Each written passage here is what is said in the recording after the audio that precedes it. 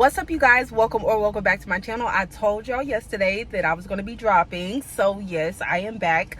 I'm so excited. Today we have on the agenda to go to this like little TikTok viral dumpling place or whatever. We've been there before and their dumplings were amazing. I'm going to show you guys when we get there. Oh my gosh, like I literally love them, and they're cheap.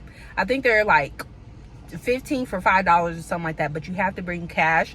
So if you try this place, make sure that you bring cash, like literally. And then we're going over to Brooklyn. We're gonna drive to Brooklyn instead of taking the train. Yesterday we took the train, honey, and I like the train, but it's like a lot going on. My hair looks crazy. My hair is most likely going to be looking crazy today because my curls are not defined and I just be like brushing them out. But today is like a wild day. I'm gonna show y'all my outfit when I get out. I'm getting some gas and we are going to be on the way. Let's get it. Yeah, before we start this video, don't forget to subscribe, you guys. Mwah. Okay, so boom, you guys, right now we are outside the little viral dumpling place. I'm gonna show you guys what it is. I forget what street it is. Catherine Street. Yeah, it's on Catherine Street. It's basically in Chinatown, to be honest. But the dumplings, everybody always comes here because you get 15 dumplings for $5. So like literally, if you ain't got no money, come down here and get you some dumplings. It'll fill you up, coming from a chunky girl, and go from there. But yeah, so my car is parked over here right in front of a fire hydrant, temporarily, because we plan on grabbing and going. Like literally all we gotta do is hand her the money and she got the product. So my skin looks really good. Wow, this is crazy. But yeah, let me grab my food and I'm gonna show y'all what it's looking like. Oh, I can have a bag as well. Thank you.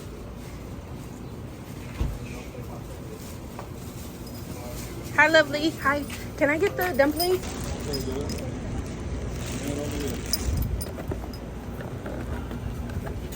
We got the merch.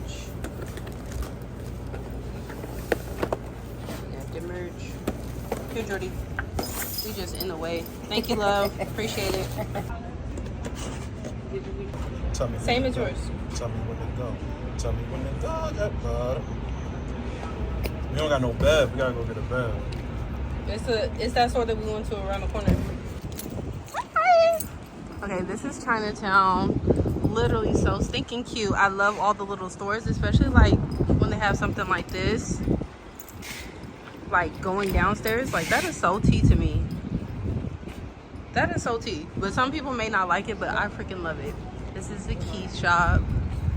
Like I love the vibes that Chinatown brings for sure.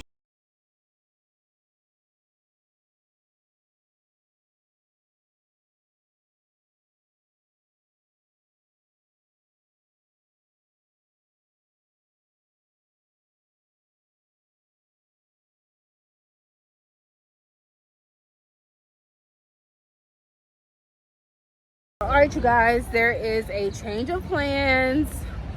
Unfortunately, y'all know how yesterday I gave y'all the advice of parking in Harlem and then taking the train to any of the other boroughs that you want to take. I should have took my advice today, but instead today I tried to switch it up and drive to Brooklyn on a Sunday. Absolutely not. That was the worst thing that I could have did, to be honest, because I knew better. I've lived in New York for what, 2 years now. I knew that I was not going to find parking over there, and lo and behold, I did not find parking. Look, I'm looking crazy as hell. But yeah, so long story short, it is what it is. Okay, so boom, I hope I don't get copywritten for this. Literally spilled like some freaking dumpling juice on my shirt, so I had to change my shirt. Love the fresh face. I'm gonna give y'all my foundation routine like probably in the next couple videos, because I'm gonna do my next couple videos at the house. It's really loud out here, so hopefully y'all can hear me. But anyways, yeah, so we went all the way to Chinatown, picked up our dumplings, and was gonna go to Dumbo Park to eat and stuff like that. Got over there, started driving around, could not find anywhere to park.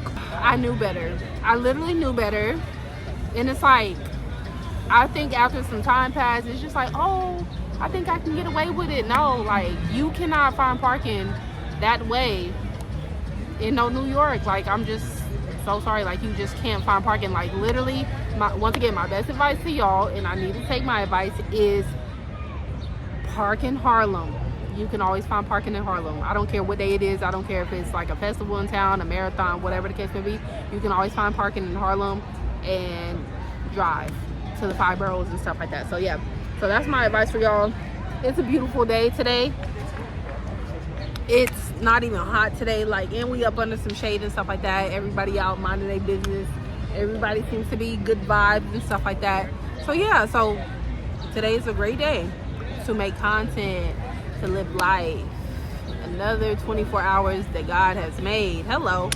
But yeah, so the guys are back here playing baseball. It looks like they're having so much fun.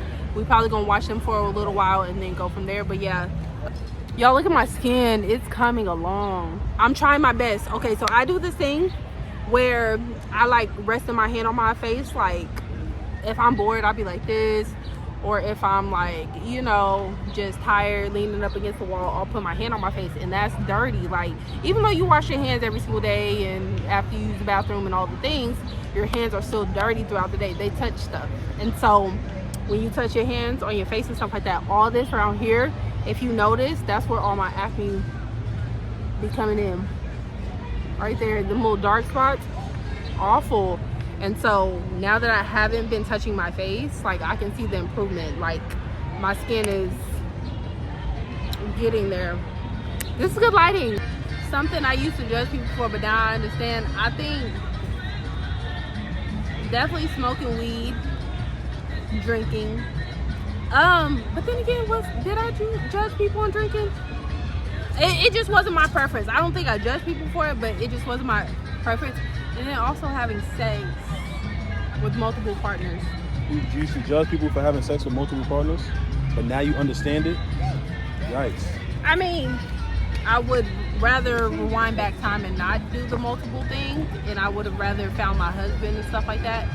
But yeah, I was young-minded and all the things, so I wasn't choosing the right partner. Had I married the first person that I was with, shit would have been awful. I probably would be in jail right now, because no. So yeah, so definitely like smoking, drinking, and having sex, like, because I was just approved back in the day, you know. I don't think I necessarily judge people for it, but I didn't like being around it, to say the least. Like, it was stupid to me, you know. But yeah, I mean, so I guess you could say I was judging people if I thought it was dumb. Because I used to get in my sister's ass. Oh, like, I used to tell my mom or my sister everything. That shit was funny. And I'll do it again. No, but yeah, so, yeah, that's what I would say. What is something normal that people do that makes you angry? Something normal that people do that make me angry? Ask me for money. What makes you angry? I mean, I don't think asking for people for money is normal, but like, that be making me angry. Do you think you was raised? Or, oh, hold on. So, asking me for money, like, when you're not budgeting right, like, if I try to help you budget, because for the most part, like, and I know God can change things around in a day, so I'm gonna say this with treading lightly, but like, literally, I know that I can trade places with them, to say the least. But when a person asks me for money, not necessarily homeless people or anybody and stuff like that, but like those people that know that they can get their finances together but choose not to, and they choose to blow their money, don't ask me for money. Don't. That irritates me, and it feels like you're taking advantage of me, and I don't like that. I really don't. And then another one is time management. It's okay if the tire pops and you're on your way to my graduation, my wedding, my promotion, my birthday, whatever the case may be. It's okay to be a little late because of those type of things, or oh, the kids threw up on their outfit, you know, just something like that. But when it's like your lifestyle to be late to every single thing for a person, I do not mess with that. I do not like that at all. That's inconsiderate, and it shows that you don't care. And I get that anger from my two sisters. Like, watching them, like, it wasn't even a thing to me personally, like to where they would have to show up for me, but it was more so I would see the way my two sisters would treat their friends. My sister's two friends, like when I was in high school and middle school, or no, middle or high school, when my sister's friends were driving and stuff like that, it would be like, they pull up and let's say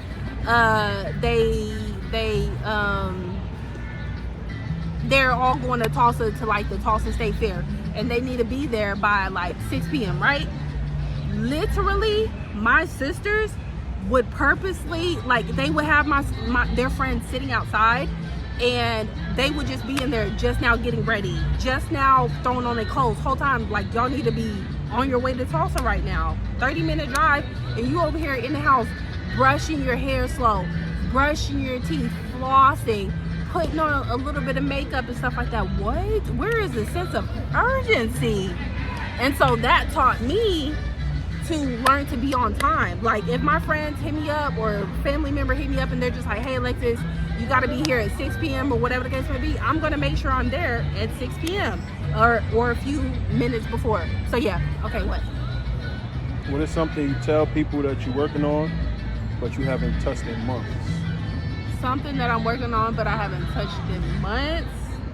What do you tell people that you're working on but haven't touched in months? Like, for example, I tell people I'm on a weight loss diet journey, haven't been to the gym in months, or I'm reading this book, haven't read it in months. What is something that you tell people that you're doing, that you're working on, but you haven't even touched the surface in months? I think that with all my goals that I set this year, I have touched them. Like, it hasn't been months that I haven't touched them, right?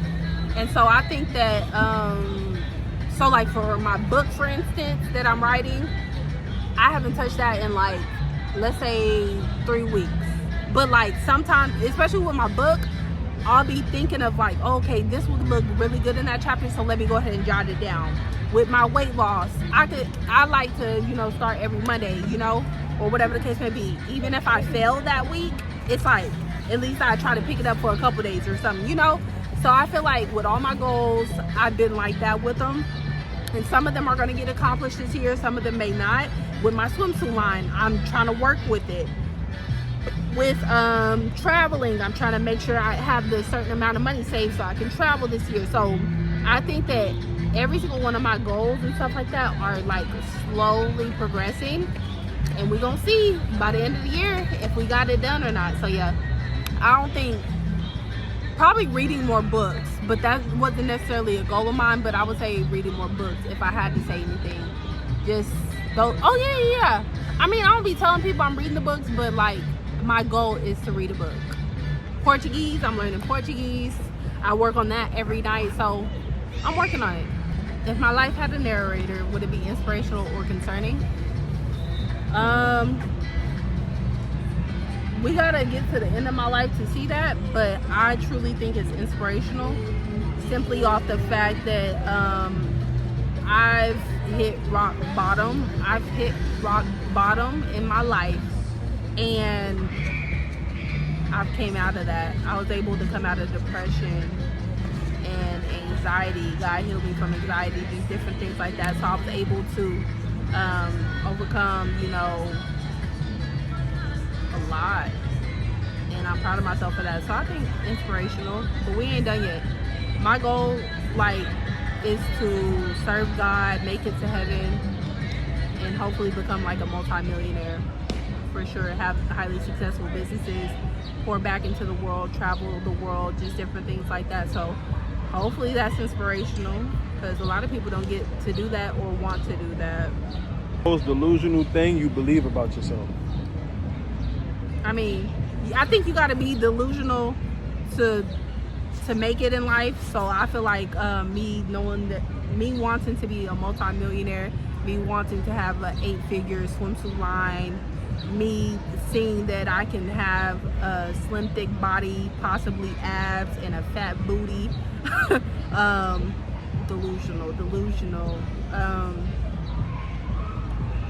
Yeah, I don't think I set unrealistic expectations. Like, you kind of gotta be low-key delusional to get to where you want to be in life. You got to believe in yourself. So I don't call it delusion, but I think other people will call that delusional because they don't see the vision.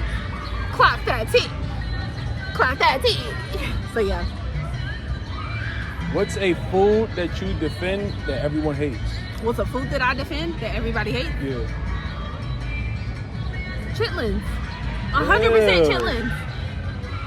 If you don't, okay, so I'm from Oklahoma, so I grew up eating chitlins. I love chitlins. I love them with hot sauce. And a lot of people don't like chitlins at all. It's pig intestines. It stinks when you're cooking it, like the whole thing. But to be around a person who knows how to cook, you know, chitlins, it's like, I love them. I really do. But you really have to grow up eating them, or else it's gonna be like, you know. I don't think, if I did not eat them growing up, I don't think if I would have tried them in my teen years, I would hate them, you know. But also, I know good food. I really do know good food. So chitlins are good. I really think y'all should try like 2 bites of them. Seriously, try it one day in your life. Let me know in the comments if y'all would try chitlins, for real. I would love that. And then black olives, but I don't think people really hate black olives. I think some people hate black olives, but yeah. So yeah, chitlins for sure. If you could be an animal in the ocean, which one would you be and why? What about an animal, period? No? If you could be an animal, which one would you be and why? I would be, for sure, a lion. I don't even know why I'm taking forever doing it. A lion or like a shark. I like the intensity of a shark. Like, I think they're very intimidating. I'm not sure if their eyes really turn black when they like attack something, but like they feel like the big boss hogs of the ocean. Even though there's animals or things that are bigger than them, I just like how they got multiple layers of teeth and they'll get in that ass, and I feel like I have multiple layers of teeth and I can get in that ass. But yeah, that, and then of course a lion. Like, a lion just gives me king of the jungle, big boss, powerful, don't fuck with you, you know. Or a lioness. What are they called, lionesses? Yeah, a lioness, not a lion. Not the males, because I feel like the women can definitely beat the male lion's ass, for real. And so a lioness for sure. So yeah.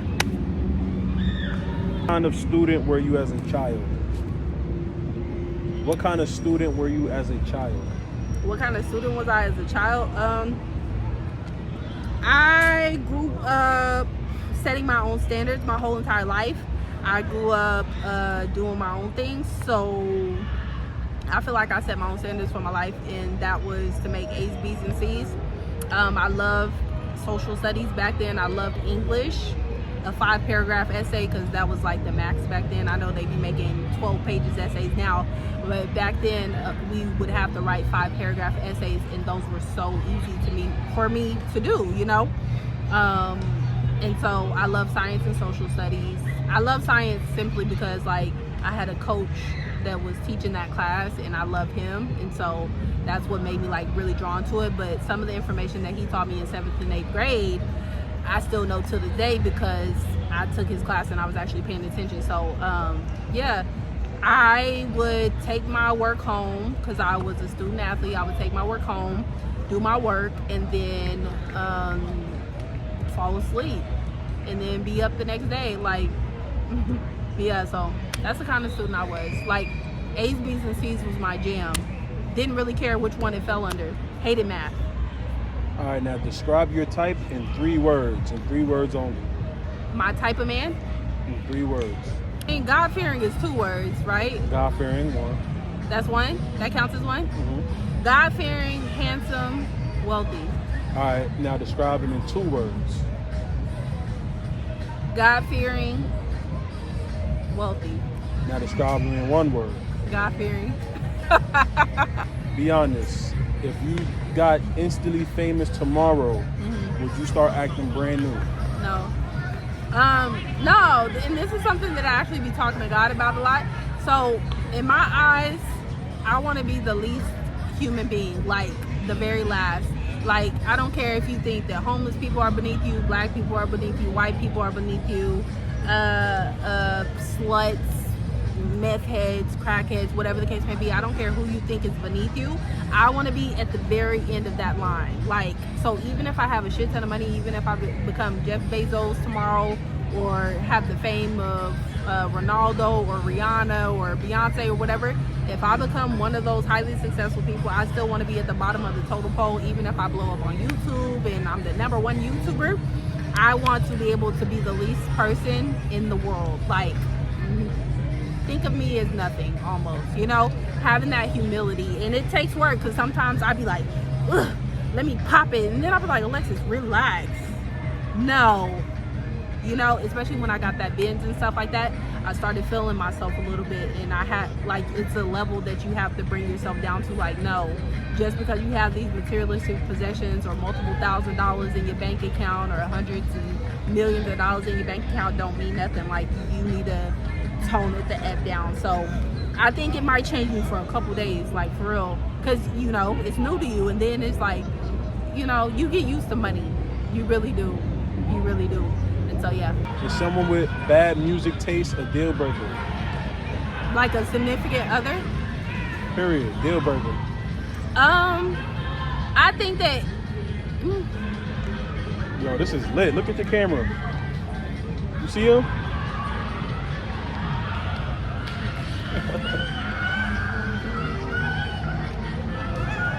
He scored. Somebody, so there was this time, like, when I was staying in Tulsa, I was dating this cop who loved rock music, and he was black too. Like, okay, he was light skinned, but he was black, and he loved rock music, like, shine bright, let it bright, shine, shine, shine. Oh. And then he liked music like this.